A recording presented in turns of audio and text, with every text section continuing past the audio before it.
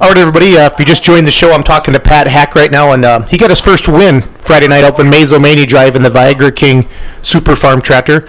And he came up to me and said, that was my first ever kind of big win in my whole life. And that kind of shocked me, Pat. As long as you've been pulling, for that to be your first win. Yep.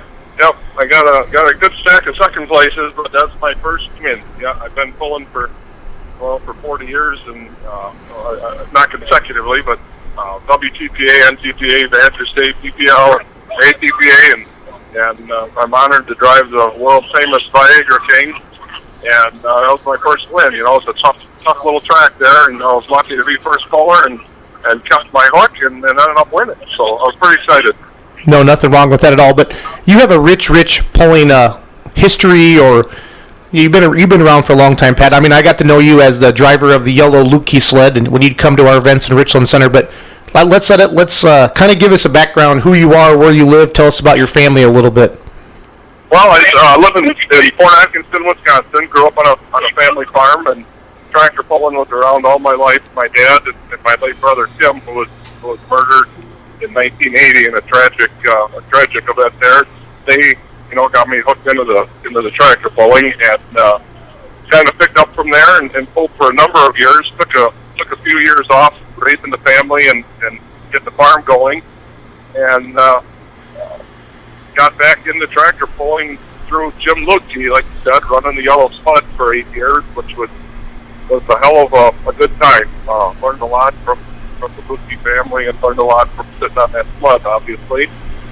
And my oldest daughter married John Hollywood Coots, so kind of got back into pulling through Lukey and Coots, and then our great friend Carl Kahn, who owns the Viagra King now, when Wally Weezy died, gave me an opportunity to drive that tractor, and I'm certainly honored to be able to do that. So, and make a real big story real short.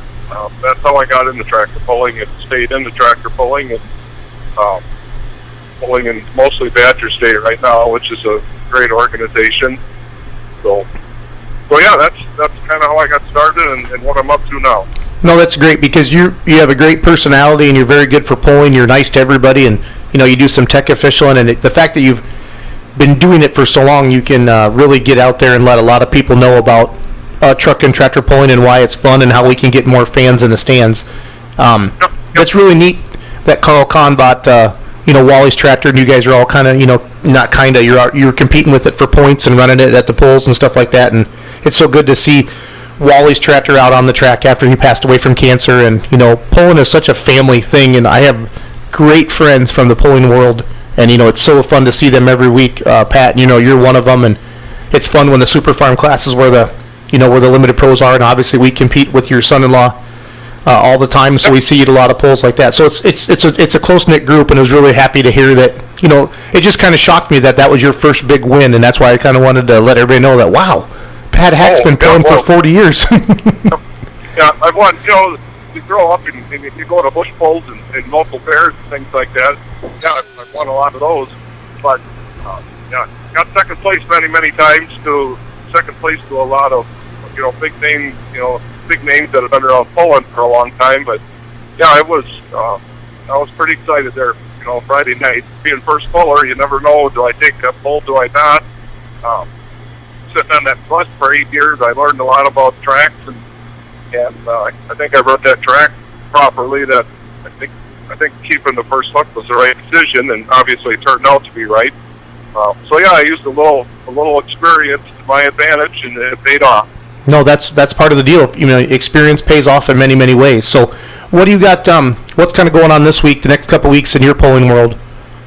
Oh, well, this weekend, Badger State has just a busy weekend. Friday night, I'm actually a tech official at the Oshkosh Bowl. The Viagra King's not pulling Friday night, but then Saturday, Badger State is in 2 places. Utica, Wisconsin for Utica Fest. The Viagra King will be there, and then your class will be up in Black River Falls, I believe, on Saturday. Yep. And then Sunday is Utica Fest as well, so we'll be over there with the Viagra King. So Super Farm polls twice, Pat, Saturday and Sunday in Utica? Yeah, Utica, yep. Yep, that's right. Hey, do you know, does So- he still do the free admission to Utica? Is that kind of the deal, and then you don't carry in? Is it still that party atmosphere like that? I haven't been down there for a Yeah. couple of years. Yeah, no, as far as I know, that's the way it is. When I ran the sled there for a number of years, and if no one's been to Utica, or if you haven't been to Utica yet, you got to go once, because the track's about 320 feet long and at 325 of the cornfield. And of course, the trick is to try to get into the cornfield.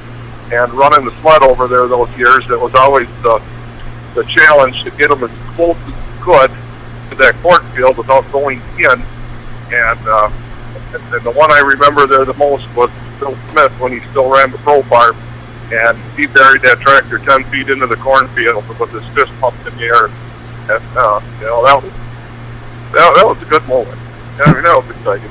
You know, when we need to do, I mean, that's one way to entertain the fans, and everybody's got a unique thing like that. And that's one thing about Utica. Utica's just south of Madison, Wisconsin, everybody, right off of Interstate, and that's what makes it great. The chance of putting in the cornfield, you know, some places have a sand pile at the end or something like that, and you shouldn't hurt too much stuff if you go slamming into the cornfield, you know, if you know what I mean, right. Pat. Yeah. And then on Sunday, when Badger State is all done, then they pull local trucks. Well, then you set the sled a little lighter and you bury them 100 feet into the cornfield, and that's what brings the fans back, and that's what sells the beer, so to speak. No, and that's good. That's one way of embracing the fans. You know, Yep. Pat, I guess I'm disappointed in promoters, and not in a bad way, but I'm disappointed in promoters that we're not doing more things like this to get more fans in the stands. I think we got to break out of that box a little bit, Pat, and I know you have a lot of good ideas, but promoters just want to put on a truck and tractor pull. But you know what? Right. We need to do more than that. You know, like at Richland Center, we do the monster trucks and the dirt bikes, backflipping dirt bikes, and different things like that. You know, the school buses is one way to do it. Oh, yeah. The couple videos this year. Go ahead. A lot of that, what you're just explaining, Jason, goes to guys like you that get out of the box. And some polls, you mentioned school buses. Well, that started in northern Wisconsin one night. The pole was kind of short for vehicles, and I had to sled there, and they used to bring the school buses out, hook them bumper to bumper. And I said, hey, you guys, bring those school buses out here. We're going to hook to the sled. And it just took off from there. And, you know, the promoter still thanks me for that, because we kept the fans around, and now it's turned into a big event for the full school bus. So, but you're right. I think more promoters, more fairs, more communities like that got to get out of the box a little bit and get some more casual fans to go to these tractables. Yeah, and that's the one thing. I want to keep sharing different ideas on the polls, you know, and share different ideas like that. Who has that big Terragator, that big 3-wheel sprayer that was in, he was down in, Edgerton, maybe Father's Day weekend? Do you know who has that? Oh, I do not. I do not. I don't know, but I know exactly what you're talking about. I just posted a video. Pat, I just posted a video on beermoneypulling.com of that. You know, and that's the stuff as a kid or as an adult. You might not remember that Pat Hack won the Super Farm class, and we as pullers, you know, we can't. Oh wow, you know, we got 1,500, 2,500 horse, whatever, and we hooked to the sled, and it was a good straight pass. But I'm telling you, they're going to remember something more unique than that, and that's what it takes to get more fans in the stands. And I really want promoters this winter, when they're planning their events next year, to do something different.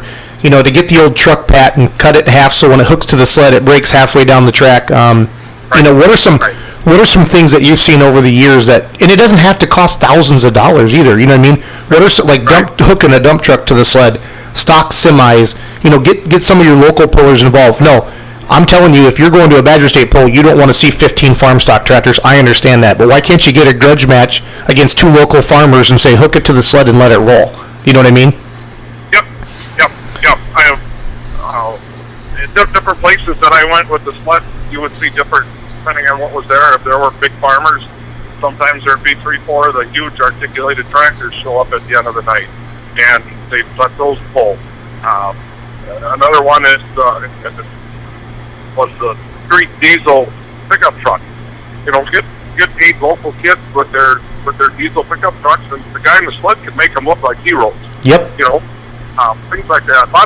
I learned a lot from Jim Lutke and his dad on how to, you know, Lloyd was an entertainer, and, you know, you got to do things like that. Lloyd used to bring trucks out before truck pulling was cool and have them up to the sled, you know. Um, Sometimes it's the sled guy that's got to push things along a little bit there, and that's something I tried to do those years. And like I say, that's something I learned from Jim and his dad Boyd, that sometimes it's on your hands to do that. So. No, I agree 100%, and that's what I'm challenging promoters, because if you're bringing in good entertainment, a Badger State, an NTPA, an Outlaw, a Lucas Oil, a tri-state, good associations in our area that you and I know about, you need to do a little bit more. The promoters need to do a little bit more. Quit. I don't know. I'm not hearing a lot of complaining, but I want more fans in the stands. I mean, when we were down in Mazomanie Friday night, and that place, I was guessing 2,000 to 2,500 people, and that place was packed. That little bowl right around there. Yep. And I walked up into the beer stand, and there was more people up there. I don't even think they were watching the poll, but you know what? It was a community event, and when you can basically double the size of your town like that, that's good for everybody. You know what I mean? Yeah. Mazomania's got to be pretty proud of that turnout. The weather was not good. No. All day on Friday, and then they were able to scrape that mud off. They had a good track, and like I say, there was 2,500 people standing around there watching that poll, which was pretty good for the environment. And that's another thing too, Pat, I want to talk about before I let you go. And I know you're busy today, and thanks for taking a few minutes out of your schedule. But can pullers put tile in the track, or these promoters, these fairgrounds, these towns, can they put tile in the track or tile on the side of the track to help this water get away when it does rain during the day? Well, you mean actually put some drainage tile? Yes. Yes. Well, in some cases, absolutely, that's necessary. Mazomanie, that track is crowned and pitched, and the surface water was able to get away.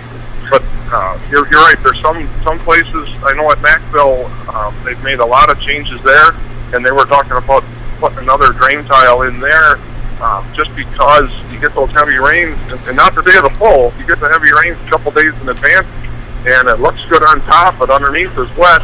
So if every circumstance is different. If a drain tile is going to help, I think the guys are putting them in. But I think with the dollars that are being spent by the promoter and by the pullers themselves, I think track conditions and track preparation could stand to improve a little bit. A little more equipment at each pole to work that track, a little more work done on those tracks days in advance.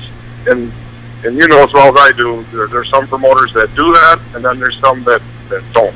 Yep, and it shows up.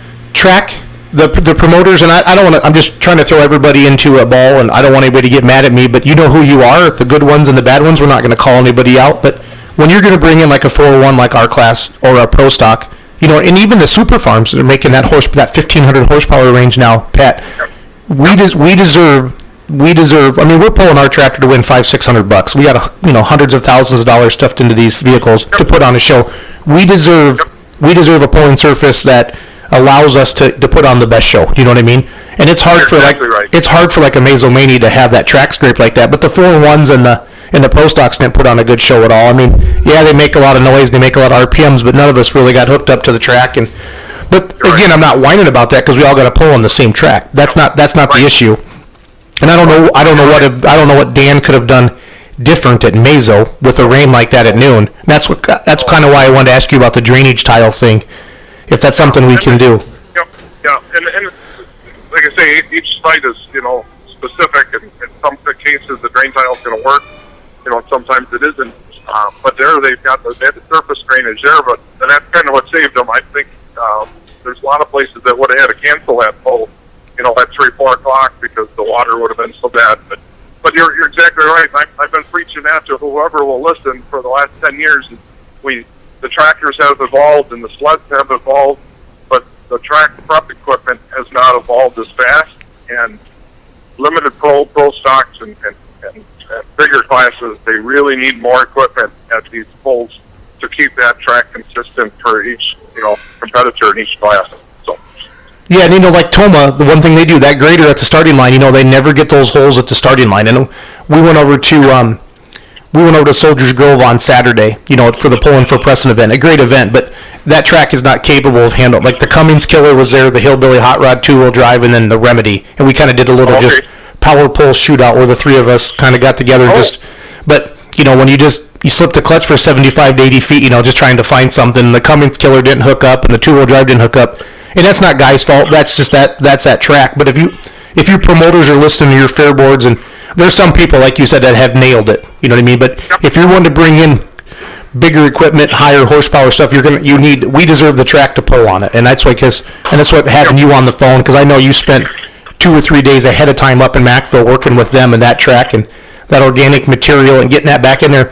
When you're a fan and you're sitting in the stands and you're watching that, when that scraper goes by, if they aren't picking any dirt up to put back in those holes, that's not a good track. And I'm not trying to, it's a concrete racetrack, and that's not what pulling's supposed to be. You need dirt, and I'm not saying, and I'm not even saying we have the best thing in Richland Center, and we know that, and we're working on it. We're working on getting that organic material, that nice mix of clay and black dirt, so it makes those little balls. You know what I mean? You need some dirt for that scraper to put back in there, and look at your starting line and look at your finish line. Because a pole is won, and you know this, Pat, in the first 100 feet, 150 feet. Yep, and you're right. And it's not a huge expenditure at most poles to just get a little more equipment in there and then find someone, a lot of times it's a day or two ahead, to come in, do a little work, do a little prep work. And, you had mentioned Mackville, and they've done a lot of work in the last few years. All did new dirt, now they're putting in a little more drainage. And I believe next year it'll be a real good power track again. And they've got the equipment, and it's just one more leveler and one more packer, makes a huge difference. So, if you had the perfect scenario of equipment, Pat, what would you want at a pole?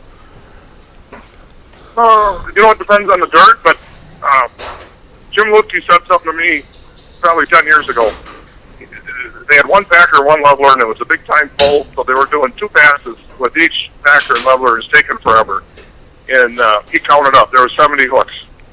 They were spending an extra 2 minutes on every hook pumping the track. He said, they're charging these people 2 hours to sit and watch packer and leveler. I had never looked at it that way before. But what he was getting at is we were watching an extra 2 minutes in between each hook just because they didn't have enough equipment there. 2 packers, 2 levelers, and a skid loader, and you can handle, I think, any track. So, well, that's good advice.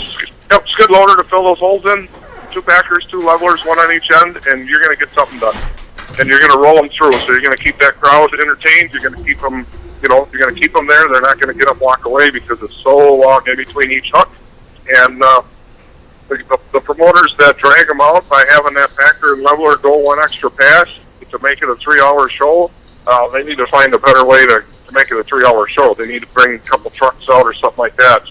You can't be spending an extra 2 minutes in between each hook just to spread it out and make it 3 hours. You know what I'm getting at? I 100% agree with you, because to me that is the magic window, that 3.5 hours of seat time where people are willing to sit. And as a promoter, you want to be able to sell that beer, that water, that soda, that food, but don't make it so boring. If you're insulting the passionate pulling fan who's been to many polls and knows it doesn't take this long, and then you're offending the new people as well, because I don't want to come here and watch them work a track the whole time. And I think promoters need to step it up on that. Like, we are entertainers. We got to quit saying pullers, and we got to start saying entertainers. The fact that you said Bill Smith pumped his fist when he went into that cornfield, that's awesome, and that's what it's all about, and we want to see more of that. So, yeah. I don't know if Bill Smith listened to you, because you're so famous, but I told Bill after that I was more impressed by him pumping his left fist and not letting go of the throttle. I was more impressed by that than I was him going in the corn. Well, then he wanted to kick my ass. So, but no, I think of the years that I ran the sled, thank God to the Lukey family to let me do that. The one day in Utica, Smithback runs that pole over there. That one day in Utica was probably my best job of running a sled. I had the one class touch in the cornfield, and then the next class, Bill Smith, put the front of the tractor in the corn. And that was a long night that night. We partied. So. Good. Well, but I mean, I bet that was the loudest the crowd cheered all day is when Bill put that tractor into the cornfield. So I mean, that's what it's all about, and that's what they're going to remember. Yep. So, well, Jason, thanks for giving me a moment to brag a little bit. But yeah, Friday night at Mazo, my first win was special. I mean, it was very special, and I want to thank you for everything that you do to make tractor pulling more exciting and bring it to more people. And I hope you keep up this the work that you're doing. I will, Pat. Thanks for all you do, buddy, and I'll see you at the next poll, okay? Thanks for talking. You bet. Thanks, Jason. Yeah, bye, Pat. Yes, sir. Yep. Bye.